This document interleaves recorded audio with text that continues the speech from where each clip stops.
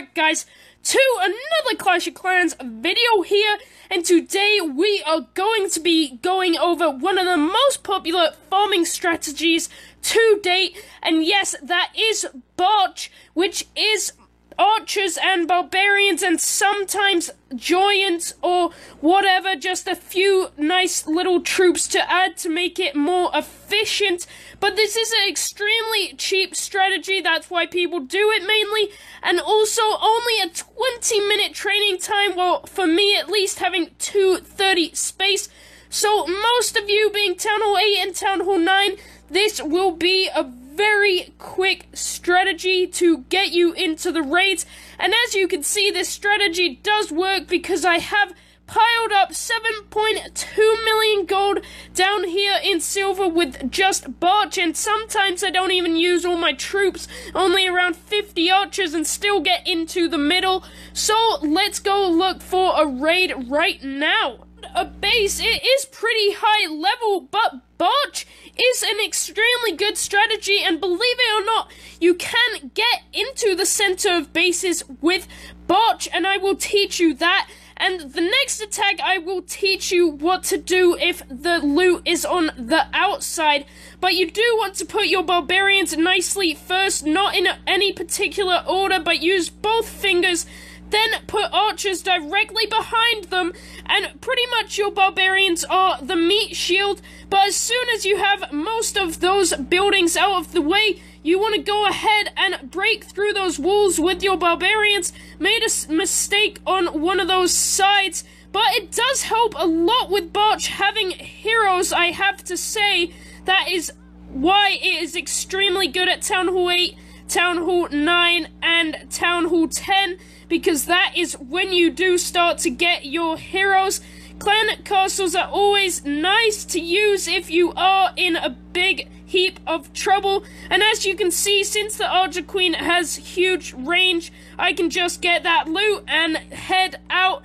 As you can see, that is how easy it is to Barch and get 200,000 gold that quickly. And also, just a tip for when you're doing that, if you do not have your heroes or you do not have both, don't spam your barbarians on the walls.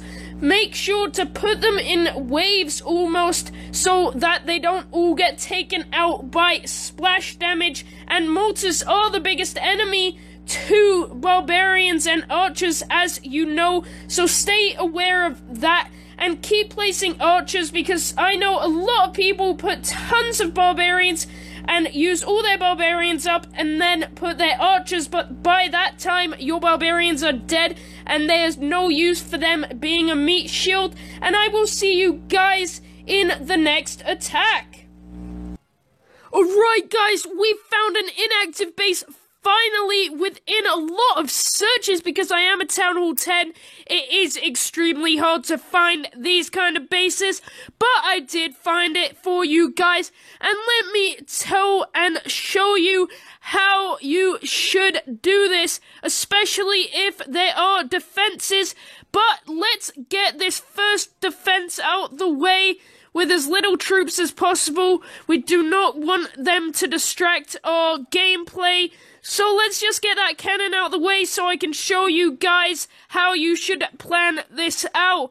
Alright, each collector normally will take, even with defenses, actually with defenses, a small amount of troops. Actually, I would recommend 5 barbarians and then about 3 archers that will do the trick long enough for the troops to go and get that, even with a mortar going after them. If there is more than 2 defenses targeting your troops, I do recommend putting 6 archers and 6 barbarians instead of 4 archers and 5 barbarians. And let's destroy this base with only heroes. That should be fun. Bam! Put that there, put Barbarian King.